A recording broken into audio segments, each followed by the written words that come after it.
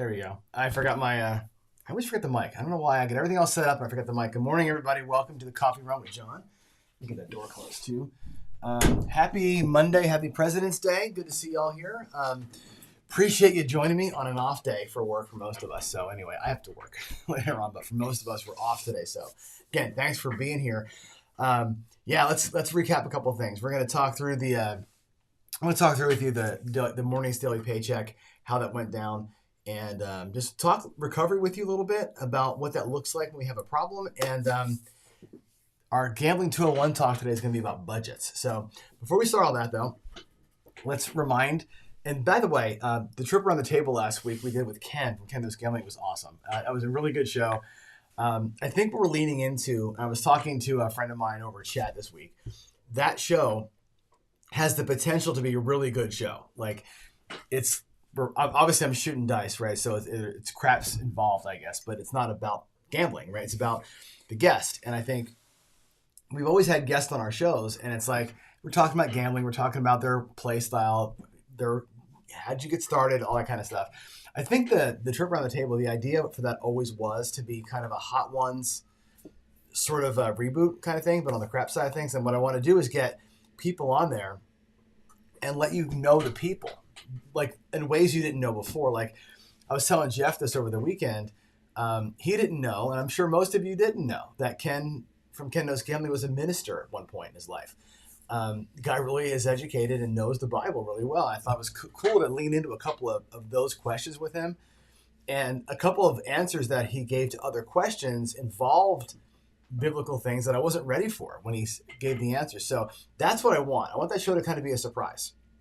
So I've got some guests coming soon that some of them are YouTubers, some of them are not. And I think what we're going to do is not do so much crazy random questions, but try and get questions that I know are going to unveil something about that person that you probably didn't know. And I get to know people a little bit on a slightly deeper level. That's the plan for that show. So this week, I'll let you know tomorrow who it's going to be. I'm talking to a couple of people about scheduling, but I've got Gargoyle planned. I've got Jeremy from Color Up coming on. I've got a lot of people that are going to do the show with me. So it'll be a really interesting series, I think. So hopefully you enjoyed it. And like I said, I'll get my rhythm with the interview side of that thing as we go. So let's hopefully you're enjoying it. Shooters Tournament from George starts in March. The Players Tournament that we're working on this kind of a craps Players Championship kind of a thing, kind of behind the scenes here. So I know Jeff's got his tournament that he runs. Alfredo's got a tournament that he runs. AZ does. They're all smaller tournaments. Chris is doing the March Madness thing. This is going to be a longer running one. It's going to go and hopefully culminate at the Craps for the Cure event. So longer running tournament, more details to follow as they emerge. We have to kind of figure some logistics out for it, but that's coming very soon. And again, March 1st, we're going to start the Yo-a-thon, which means every 11 thrown on everybody's table live. I'm talking to everybody. I'm trying to get the software figured out, but we can do a little pledge system and try and stuff some money into Layla's scholarship fund. Layla being Chiramuchi's daughter, Midmo Yo, who we lost last year. So that's all coming. I have like a nice, really good announcement series coming up here on this show. I can bring the people in. I'll bring Chris on.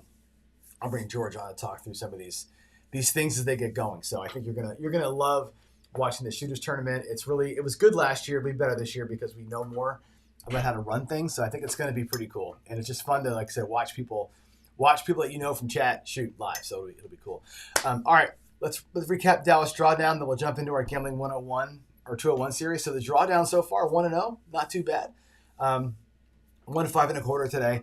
And again, the drawdown's going to be this. It's basically a YOLO, right? If you've watched it, you know, it's 1,200 across. It's basically 2 hits. Right, 1 hit gets you almost all your money back. The second hit drops you into $500 in profit, and you can bye-bye. Peace out. Today we pieced out twice, pretty easy. Only logged the first one though, just to be fair. The second one's more of a trial run. I like it. It's a little bit sweaty. That first roll is a little sweaty, right? You can burn the whole thing in one roll, which kind of sucks. But I do like the fact that it's a quick decision, and if you can avoid that 7 for a little bit, it's a nice quick decision, and you can get in and get out. That part of it's good. there's not a grind to it. It's not very safe. I do want to talk to you a little bit today about what does a recovery look like. So if you burn, let's say you walk out there with 3K and you put 1,200 out there and you fry on the first roll. Are you just done for the day? Is that it? You're taking the 1/3 loss and you're going home? Or do you work a recovery plan and say, well, we brought $3,000 for a reason. We're going to use the $3,000 to recover that back. And is the recovery plan try it again, or is the recovery plan to go out half and kind of eke out some wins half at a time? So I'm going to go to my table here in a little bit and just work that with you a little bit and get some thoughts. So be ready in chat to kind of respond to what I'm going to show you at the table and give me your thoughts on what does it look like at different phases of the recovery here. So yeah, there's that. But so far so good. We had a good week last week. I think we were 7-2 last week in practices. Won our first day today, so we come out ahead of the gate, which is good. Remember, every 2 wins of $500 and change basically covers one of the losses. You're going to lose about $1,000, a little more depending. The average loss size here will be about $1,000 over the course. We're going to average win will be about 500 and change. So we're offset win versus loss size. Hopefully the number of wins way outpaces the number of losses to make up for some of that. So we'll see. But yeah, I want to head to the table and I want to run through with you a couple of ideas on the recovery plan. Okay, so let's do it real quick. Let me switch back over here and turn that light on. And let's talk about a couple of ways we can, I don't want to say fix this, but let's get out of it. Right, here we go. What I've got out here is 640. And the reason for that is this. What if, let's put in the bank, let's do this. So there's $1,000, there's 2,000, and here's $3,000. Okay, that's what we started with. Let's put this in a rack. Let's make the assumption that we started with 3K. All right. And let's make the assumption then that we go out here for $1,200. Okay. And the first thing, there's 3 things that can happen in this trip. 3 possible. I'm going to put this over here. This is just here for safekeeping. Your 3 possible outcomes in this strategy are, number 1, we go out here with our 1,100 inside and our, get this capped off there, and our $50 4 and 10, $1,200 across. And boom, you drop one of these 7s out here and you lose the whole freaking thing. Question right now is this. I would have $1,800 in the rack. We lose $1,200, $1,800 left. Do you just go, well, that sucked, and you walk out of here with an $1,800 loss? That's one, we've been saying that's what we're going to do. We're going to take one hit. We're going to take one big hit and say, screw it, that was not our day. Or big or, I'll take these down. I'll put this over here for now. What if you said, well, that sucked. You could try and eke it out. Instead of going out $1,200 again, take out of your rack $700. Okay, there's 4, 5, 6, 7, and come out here at 640 across. Okay, and just do $100 per number, like so. And this number becomes kind of significant. I think I missed a couple down here because of this. If you go 640 across, we'll take our $40 or our $60 and change. You're down to you're down to more than half your bankroll. Bought them for 3K, you're down to $1,000, $1,100. Again, you brought $3,000 for a reason. You should use it. Is the thinking. What does the drawdown look like at 640? I want to show you what a 640 drawdown does. Okay, let's roll it real quick. Let's just get out. There's a 5. That would pay 140. Okay, we can actually do 150 for $10. 150 for 10. And you would draw it down. You take half of your money and draw the whole thing down. Half, half, half. The next hit, let's pretend we can get one. There's a 10. That's even better. It pays $100 on the end there. Okay. And again, take half the money. I want you to look at where we are. I'm going to spread this out to 160 across. And let's not take the third hit just yet. I want you to see where the rack ends up. Okay, we've drawn down 2 times here. There is $25 in red. And these greens that we have here add up to 100, 200, 300, 400, 500, $600, $700. Okay, so You look at where we are. We started out with that 640. If I take even this out of my rack, this was $700 we started with, right? There's 2, 3, 4, 5, 6, 700, which means in our rack, that goes back in and we're okay. Okay. We've got 70, 80 bucks in profit plus the 160. Okay. That's 240 in profit. Our goal for the day has always been 500 bucks. The drawdown from 640 gets you halfway home, which answers a couple of questions. If we lose the whole 1,200, you can go 640 and win, $200 and do it again. And just kind of rinse. Okay, that's cool. We did it once. Take it all down, go back 640 again, and do it a couple of times to kind of recover yourself back, which makes it's more respectful of your bankroll in a loss situation. Losing the 1,280 or 1,200 bucks, that becomes a little bit tough to do. But here's the other scenario that could happen. I'm going to show you the other, and this is where the second piece of the recovery talk has to come. Let's do this. Let's go back out there, and let's say we had this situation. Let's say we got out there and we're at our 1,200 bucks. Should probably have these kind of preset for us, but okay, there's 1,200. Let's say that you get your first hit. Let me put the rack back to normal. 6, 7. There's 1,800 and 1,200. Okay, let's say that you get your first hit, and it's 350, and you draw down. Okay, we take in this case, we're taking half the insides down. Okay, we split the 5 and 9. We split the 6 and 8, and you're going to have 900 bucks to the rack. So you're technically speaking, you're out 300. You look at your rack, you've got 2,700 bucks. You're light 300 bucks, but you're playing out here. Now, what if you 7 out right now, okay, and you're upside down to 300, which is this other thing that you can lose it all. You can get one hit, bring back 900, and lose on the very next roll. This could be a 617, and you're out all this.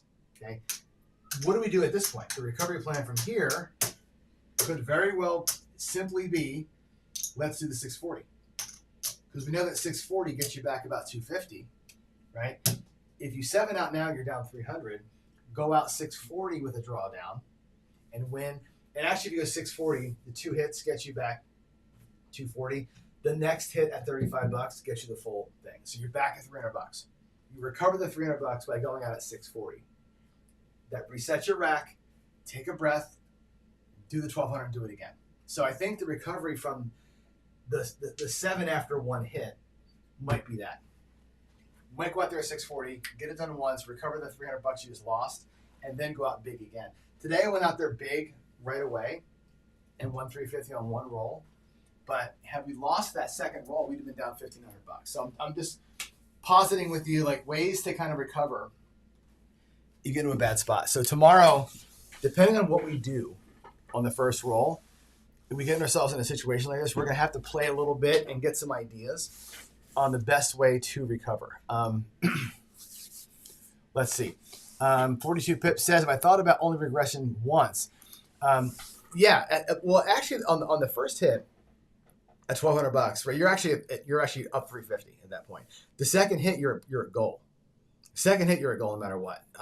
It's a 2-hit deal. That's all it is. The third hit is there for gravy, and the gravy hit could cost you, like it did today. The gravy hit today, we lost the gravy hit, so we only had 250 in profit. So what you have to do is again go out there at 640 to recover that 250. So there's a little bit of nuance, like how we get back to it. Let me get back to the other screen here. There's a little bit of, like I said, of nuance to how we get back from either losing the 1,200 is one thing, but if you lose 300 because the second hit didn't work, or if you took your 2 hits and left the 270 out there for the third hit and didn't get it, your profit would be 250 at that point. You got to go back out and get 250. How do you do it? Either go all 1,100 again, or you go out there at 640 and just do a 2-phaser and get out in 2 rolls. So it's all about risk management at that point. So I think we need to think about what our options are there. So there it is. Most strategies do need 2 hits to work. 1-hit strategies are impossible. I've tried it. You got to go out there too big. Unless you're fully loaded, 1 hit and down is a lot. And even like on a $10 table to go 64 across, you got to go 320 across, which is a ton of money, right? If you're buying it for $1,000, that's a third of your bankroll to get enough money to play one time. That's a huge risk. And when that thing gets booted, and it will, it's too much. I think 2 hits, bing, bing, and you're good for the most part. You take that, you add the baccarat line to it or something like that, and you're coming at it from 2 ends. I think it's pretty cool. So, all right, here we go. Let's go to talk about other important things. Oh, the full paycheck, by the way. I'll give you the kind of the summary as we go here. Dallas Drawdown at the bottom of the list. It's 1-0 right now. So that's where it is. You can look, by the way, always look back in history. It's a good indicator, right? We know the Red Cross is the champion, 17-4, $4,000 win. The 3-point Molly did very good, and the 6-7-8, of course, did okay. So we got some good ones out there. I think this is going to be one that's going to either be awful or great. We'll see. We'll see how it rolls out over the next couple weeks. Anyway, let's get into it. Let's get into talking about today's going to be about budgeting. Okay, so again, the daily reminder, right? Having goals as your North Star, as your foot being planted in the ground, right? It's what you're pointing towards. Having a strategy like this Dallas Drawdown that accounts for how we win. The Dallas Drawdown's got some interesting pieces to it. It's a huge outlay, but it reduces time, and it takes, although it's stressful, it doesn't require perfection to work. It just requires a couple of things, right? Interesting way to account for your wins. We have the bankroll to account for our losses, and we're just talking about it now. How do you recover from the different types of losses that strategy is going to have? The bankroll you bring accounts for how you're going to take care of that. And I think that having a strong mind, right? Strong mindset connects all that together, and discipline makes it work. Today, I had a fight with myself. If you watch the garage show, I had a fight. I'm like, oh, we got our paycheck. I really want one more hit. I wanted one more hit to lock in the $500 and still go out there and play 64 across. I really wanted that. Talked myself out of it, which was smart, right? We locked the paycheck up. You got to have discipline. You really do. It's hard. Even with fake money in my garage, it's hard to have discipline. So we have to work on it every day. I preach it all the time, and I still have to work on it every day because it tugs at you. It just does. But yeah, we're looking to connect all the dots here, right? Knowledge of the game is what I'm trying to help build. Understanding theory, logic, math. Next month is going to be all about the math, right? And really understanding variance and the way that we bring all this together and have the guts, like I say here, to make informed decisions, the right ones, is hard. And that's, I think, the core way that I want to see us approach the game, the way I approach it anyway, for sure. So all that said, I want to talk about budgets today. And we have had this conversation a number of times in varying forms. I think we're going to keep on having this conversation, but let's get going with the basics of what I mean by budgeting your play. And although it does include expenses, right? You got to take care, pre-planning of what your expenses are going to be. When I say budgeting your play, it's budgeting your play. Your 401g account, right, is going to account for your expenses, especially if you have the split expense account. More importantly, it's going to account for the sessions that you play and the series that you play within those sessions at the casino. Okay, here's the kind of the statement of that. The 401g funds your sessions, and your sessions fund your series, and your series fund your play. And what I mean by these things, a session is your buy-in. Let's say you're going to the casino today, and you brought $1,000. You're buying into the table for $1,000. That's your session buy-in. That's your session money. Your session is what you bought in for. Now, you might, from your 401g account, bring 3 sessions to a casino. I know people who do that. I typically don't. I'm going there for a thing, and I'm getting the hell out, right? You might bring $3,000 and have $3,000 sessions. But your session is, what are you buying in with? What are you giving to the pit or the dealer when you first walk up to it? That's your session money. Okay, it is the cash out of your pocket. It's what you're bringing to the table. It's what you're feeding into a machine. Okay, when you play slots, you don't go $100, lose it, $100, lose it. You put your session into the slot. You play that thing out. Okay, ideally, your current session will fund multiple series. We'll talk about series here in the next slide.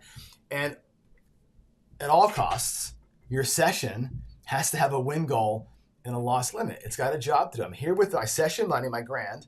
It's got a job to do. It's got a job to either win me 10, 20, 30, 40, 50%, whatever you're deciding your win goal is.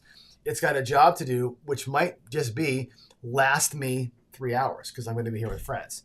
Sometimes the win goal, the win is I lasted for 3 hours. And maybe at the end of the day, you lose money. But your win is you're able to make that thing stretch. That's the legit goal sometimes. That session money has that job to do. Okay? Win or lose whatever you're allowing it to do.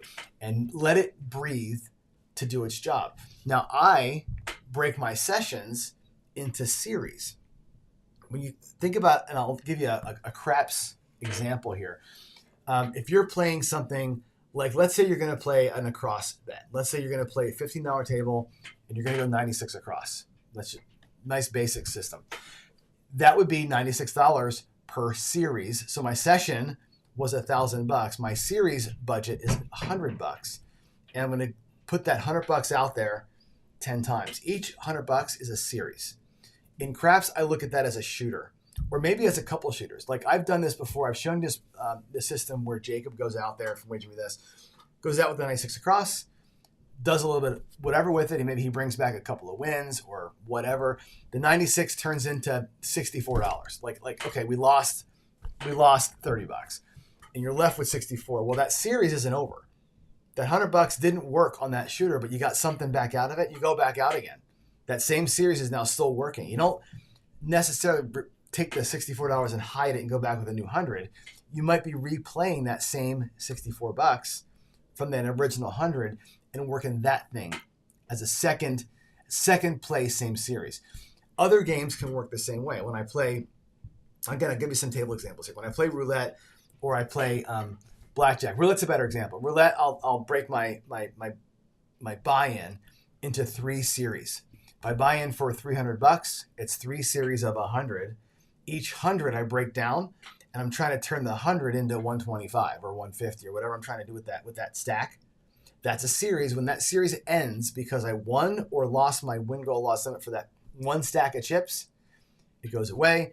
Next one rolls in, and I play the series that way. In blackjack or baccarat, to me, the table buy-in is the table buy-in. The series I consider to be a shoe, or potentially some streak. But really, it's about the shoe, right? In roulette, my series is a stack. In craps, it's my budget per shooter. In baccarat or blackjack or even pie gout, it's the shoe. How did my stack of chips that I brought in out of my master buy-in for the day work on that shoe? That has got a win goal. If I win my goal mid-shoe, I will stop playing the shoe, right? Or I won't put any more than that at risk, at least, right? That's the thing. Again, my series budget has a job to do. And again, I'll give you a couple examples here in just a minute. But to recap all of that, I think it's this. I think that your 401g, remember, funds your sessions. Your sessions fund a number of series, and each series funds your play. You set goals for each one of those things, and you stay disciplined within those sessions, right? Your sessions and series stay disciplined within it, and that helps you to kind of march through and not play maniacally. And what I mean by that is just kind of keep going after it and just dropping good money after bad, with a little bit of overzealousness. And I think by keeping your finances at the table from your pocket, scoped into a way that you can manage with some level of discipline and some by applying goals to that, you can be better off. And I think not looking at the whole $1,000 as a thing, looking at 100 of it as a thing. Can that $100 make 10 or 20 or 30? If I can do that a couple of times, I don't need the whole grand, right? I can use small bits of that thing to make money. I think this way of drilling it down, to me, helps you keep it in focus and in scope. So let me run back to our table here and give you a couple of examples of what I'm talking about. Here we go. Let's go back over here. And that light is still on, which is good. There we go. Yeah, and Brian is making a great point here, right? Your session bankroll should determine your strategy. That's what I talk about all the time. Your bankroll determines the way you're going to play, and it's got better match your brain for sure. Kev says, good discipline, battle between being human and knowing what to do. I actually have a great quote from Mike Tyson. And he says, being disciplined is doing something that you hate like you love it, which is a great way to kind of view some of that. All right, here we go. Let's look at the craps table. And I'll give you a simple example, and I'll show you one of my favorite strategies, which the headless horseman is a good, and also actually the horseman and the come ladder are both great examples of this. I'm going to take my bankroll here. We'll take these hundreds out, and let's put green chips in there, okay? And I'm going to play the headless horseman with you this way. We're going to go 1, 2, 3, 4, 5 units. Okay, 5 units. That's a series. A series bet is 5 units. So watch how I'm going to work this, okay? We're going to go 4 series. So 4 times 5 units. And we're going to play this a couple of different ways. And watch what I do here. I'm going to start out with a 2-unit bet on the don't pass. Okay, we're going to take 5 units as a series play. And that series will start out with shooter number 1. Puck will be off. It's going to be a 2-unit DC or don't pass and 3 1-unit come bets. Each bet to me, by the way, has a job to do. And you'll see if we lose this first bet, you'll see what I mean. Each bet that we make here has a specific job. It's got a goal. This bet's goal is to win itself back. These bets' goals are to win themselves back. And if you watch how I will not dip into here until my series is fully over. There's a 5, a 3, 2, 5. So we're going to get a point. Now, again, this bet has to beat the 5. That's the whole point. Here we go. 1 come bet. And maybe we'll lose or win in here. I'm not sure what's going to happen, but if it works itself out, you'll see what I mean. There it goes to the 8. Go to the come bet. And we got an 11 yellow, which is great. This bet wins. This bet's job was to win, right? It won, and it's back in the rack. The next bet comes out, right? This is, again, a disciplined way to play the horseman. Super disciplined, right? I could leave that bet out there, but I look at that come bet as having that come bet won. It did its thing, right? Here's the 5, which means that this bet did not do its thing. It goes away, okay? That goes onto the 5. The puck comes off. Now, do I go back to the don't pass? No. Okay, these bets were set. That bet didn't do its thing. Sorry, doesn't come back. The 1 come bet did its thing. It's here. These 2 come bets are still in play. They may still do their thing, but I'm not coming out with another come bet. I'm not coming out with another don't pass bet. And there's a reason for this. I want you to watch what I do here. If we lose these bets, which we just did, 4, 3, 7, they go away. They didn't work either, right? So what happened? We lost 3 out of our 5 units, which sucks. Choice 1, next series. Choice 2 is we're still in the same, that same series is still working, right? But I can do this. I can turn those greens into reds and take a 2-unit don't and 1, 2, 3. Same ratio, 2 to 1. Let's try it again. Right, we'll just try it again and see what happens here, right? We might get lucky and work the same series until that series is exhausted, right? And here, again, I'm not saying this is the only way to play it, but if you consider a series as a play from your rack, you could keep redoing brand new series or keep playing with what you have left from the series as it goes. There's a comeback going to the, comeback there goes to the 10. Next comeback coming out. That's the 7, which is great, right? Both bets did their job. This one loses. It sucked, right? That gets paid, and we get paid $20 down here in the don't. We can look at our rack. 1, 2, 3. There's our 4. We have a little bit of profit coming back there. We're not quite to $100 yet, though. 20, 40, 50, 60, $70. So we're still playing in the same series. There's another 5. We beat the 5 this time? Let's find out. Nope, that 5 has been my nightmare, huh? Look at that, goes to the 5. Don't loses, didn't do its job. Puck's off. We'll just play these bets through, and then we'll switch it up and talk about a different game. There's a 7, fantastic. That loses, that wins. Where are we? Right where we started, $50, right? The exact same place that second series. So the series went from 125 down to 50 because we lost. Played it through. We're still where we are. You can keep playing the same. To me, that's the same series. We're still at $20 and 1, 2, 3 $10 combats. We're still in the same spot we were. Keep playing it through before I jump into here again, right? Let that series exhaust itself. Maybe it recovers back and you go back to the right size, okay? A series is part of a session. It does not mean you only get 4 bullets. It means you work the bullet as long as you can work that bullet. That's how I see a series in craps. Again, if I'm going 96 across and I catch 2 or 3 hits out of that and I bring back $60 to my rack, but then I get 7'd out, guess what? I still stay in that same series, but my next series of bets now is going to be like 54 inside or something like that. We're not going to go, 96 across again. I'm going to take what I have left and play it out. That's one way of looking at a series. And that's, again, just like a little small craps example. If I look at roulette, though, let's go here. Let's do, let's see, I'll take these greens out, take the rack out of the way. Let's pretend we have a roulette table out here, right? And if I go out here with, let's see, is that 5? There's $100 in reds, okay? If I do them in 2 stacks of 50, I miscounted there, 2 stacks of 50, to me, that's a series of bets, right? And I've got another $100 in green. These are my session buy-ins. My session was $300. The first series I'm going to play is with 2 stacks of reds, $50 and $50. It's basically one of these comes out, check change to red, and I'm playing with this series until it's exhausted. Now that series might be 2 dozens, right? I can put the board up here. Maybe it's going to look like crap, but you'll get what I mean. There's the roulette board. Can you kind of see that? I know it's kind of gross, but the dice, yeah. So here we go, right? If I'm playing this roulette, again, here's my bankroll. Here's my series. And if I go the first time out, we say 3 units on the first and second dozen, roll it out. If we happen to lose that bet, and we do it again,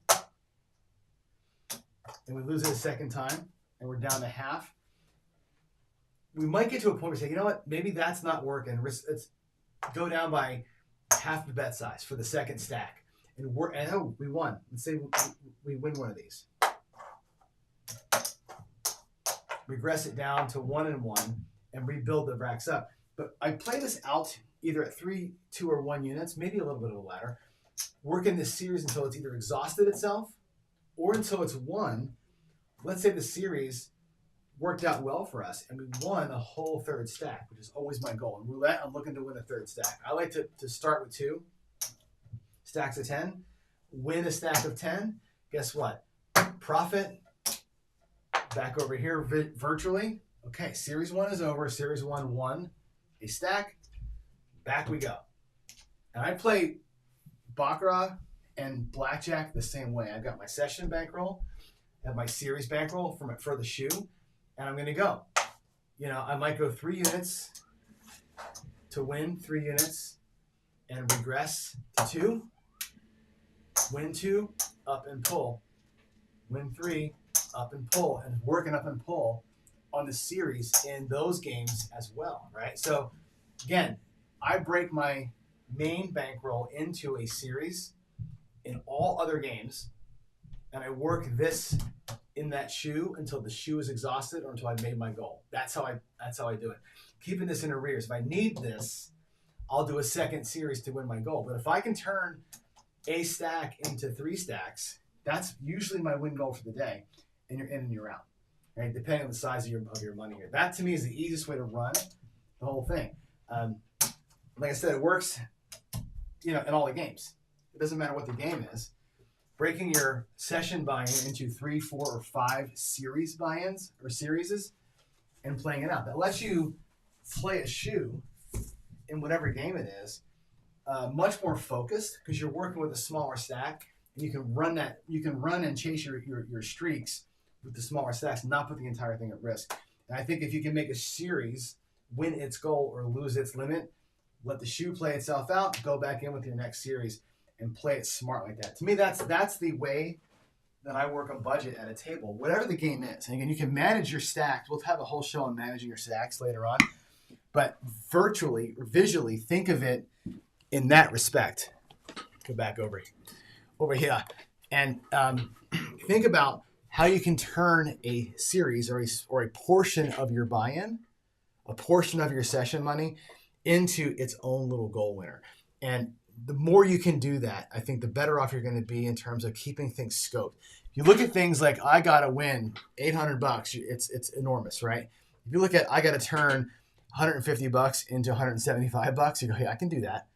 I can do that again and again and again. It'll help you sort of keep yourselves in a what's what I'm looking for in a lane you can stay in, if that makes sense. Okay, let me go ahead and take a look at your questions. Are there any questions here? I'm going to go one screen forward here and take questions if there are any things. Let's see.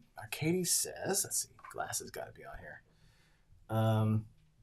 Yeah, you're talking about for the trip around the table, a mix of predetermined questions plus things that I want from the audience would be great. And you're right. I think the guests that we have are going to be guests that you know, but I know more about them than you do because they're my friends. So in many cases, we can actually get them in there and ask them interesting questions. Like I'll give you an example. Michael Shackelford is a guy that I'm trying to get on the show. I consider him a friend. We could ask him all the gambling. That guy is a genius, right? An absolute, like actual certified genius, right? When it comes to math. We could ask him math questions all day long, right? We do that all the time, right? We already are doing that to him, right? So why use that time to get what we already have? Why not talk to Michael about something he's really passionate about? And Michael Shackelford, by the way, is a hiker. You probably didn't know this. He's a hiker. He's hiked Mount Rainier here in Seattle. He's playing an Everest hike. He's a legit hiker. He also goes to Burning Man every year, and he's a big enthusiast for Burning Man. I would like to ask him all about that while I'm shooting the dice and he can bet, right? But I think it's interesting to find out that stuff. What's it like to hike a mountain that's 15,000 feet tall? How do you train for that? Like, those are things I think could be interesting while I'm shooting the dice. That's what I want to get to. I think you're onto something there, Arcadius. Thanks for that. Let's see. What else we have? Great craps. I played Dice Dr. Dan's version all weekend. Never has my home table seen so many come out sevens and PSs. I am telling you, man, I feel bad because I run so many of Dan's things. I just crush them.